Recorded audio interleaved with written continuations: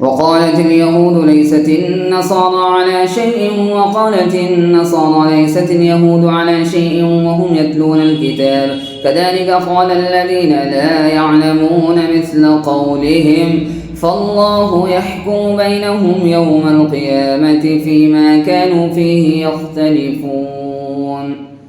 ومن أظلم ممن منع مساجد الله أن يذكر فيها اسمه وسعى في خرابها أولئك ما كان لهم أن يدخلوها إلا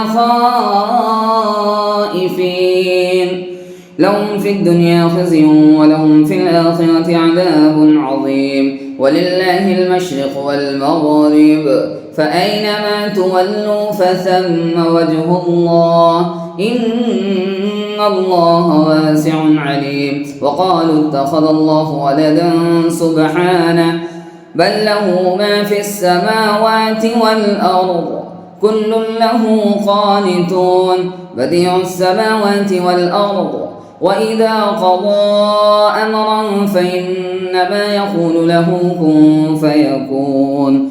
وقال الذين لا يعلمون